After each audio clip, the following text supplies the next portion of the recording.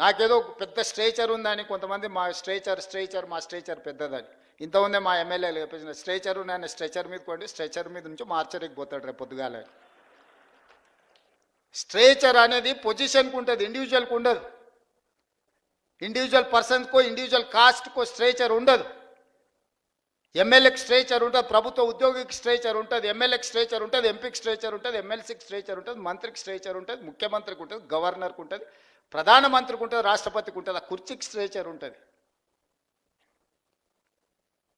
మీరు మాకు స్ట్రేచర్ ఉందని అనుకుంటే ఆ స్ట్రేచర్ ఉందని విర్రవీగితే స్ట్రెచర్ మీదకి పంపించరు.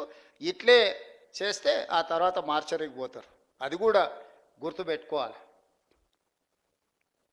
అందుకే ఈరోజు మా ప్రభుత్వ ఉద్యోగ మిత్రులకు నేను విజ్ఞప్తి చేస్తున్నా. పైసా లెక్క మొత్తం మీకు అప్పచెప్తా. ఏది ఎట్లా వంచాలనో మీరే చెప్పురి. ఇక నా దగ్గర ఏం లేదు, అనా పైసా నా అన్ని జేబులలో తీసి మీ ముందర పెడతా, టేబుల్ మీద పెడతా. ఒక్క పైసా కూడా నా జేబులో పెట్టుకొని నా నెల జీతం కూడా మీకే ఇస్తా. ఎట్లా వంచుదామో చెప్పురి. సింపుల్ లెక్క చెప్తా నేను. ప్రతి నెల రాష్ట్ర ప్రభుత్వానికి 18,000 నుంచి 18,500 కోట్ల రూపాయల ఆదాయం ఉంది. ప్రతి నెల రాష్ట్ర ప్రభుత్వానికి 18,000 నుంచి 18,500 కోట్ల రూపాయల ఆదాయం ఉంది. ఓ నెల 200 ఎక్కువ 200 తక్కువ, ఇది ప్రతి నెల ఆదాయం. 6,500 కోట్ల రూపాయలు ప్రభుత్వ ఉద్యోగస్తుల జీతభత్యాలు, పెన్షన్లు, అవుట్సోర్సింగ్, కాంట్రాక్ట్ ఏదన్నా అనుకోండి, మీకు ప్రతి నెల జీతభత్యాలు ఇవ్వడానికి 6,500 కోట్లు పోతున్నాయి. ఇంకొక 6,500 కోట్లు అయ్యగారు చేసిన అప్పులకు తప్పులకు ప్రతి నెల 10 తారీఖు లోపల కట్టాల్సి వస్తుంది. 7 లక్షల కోట్ల అప్పులు చేసిండు, కాళేశ్వరం లాంటి తప్పులు చేసిండు. ఈ రెండింటి కలిపి, అప్పులకు తప్పులకు కలిపి, ఇష్టం ఉన్నా లేకపోయినా, నాకు నచ్చినా నచ్చకపోయినా ఆయన నాకు ఇచ్చిన నజరానా ఏందయ్యా అంటే ప్రతి నెల 6,500 కోట్ల రూపాయలు నేను అప్పులోకి కట్టాల్సిందే. నేను ఒక పూట ఉపాసం పండినా బ్యాంకులో, రిజర్వ్ బ్యాంకులో పడంగానే వాళ్ళే గుంజుకుంటారు, నన్ను అడగను కూడా అడగరు. ఇది ఒక డబ్బా నా ఆదాయం. ఇందులో ప్రతి రూపాయి పడంగానే 1 తారీఖు నుంచి 10 తారీఖు లోపల ఈ అప్పులు ఇచ్చిన బ్యాంకులు, రిజర్వ్ బ్యాంకు నుంచి అటే తీసుకొని పోతారు. 6,500 అటు పోయినాయి. మీరు మా బంధువులు, ఆత్మబంధువులు కాబట్టి 6,500 కోట్లు మీ ఉద్యోగస్తులకు ఇస్తున్నా.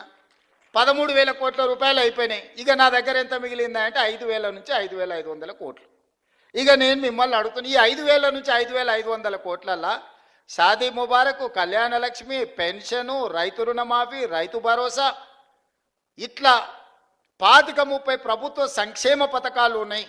ఇవి కాకుండా అర్ధాంతరంగా ఆగిపోయిన కాళేశ్వరం కట్టాలి, కూలిపోయిన శ్రీశైలం లెఫ్ట్ బ్యాంక్ కెనాల్ని కట్టాలి, పాలమూరు రంగారెడ్డి ఎత్తిపోతలు కట్టాలి, రీజనల్ రింగ్ రోడ్కు నిధులు ఇవ్వాలి.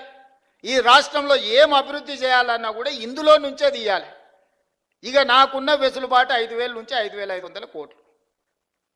నేను ఇచ్చిన గ్యారంటీలు కానీ, అంతకుముందు నుంచి వచ్చిన వారసత్వం కానీ,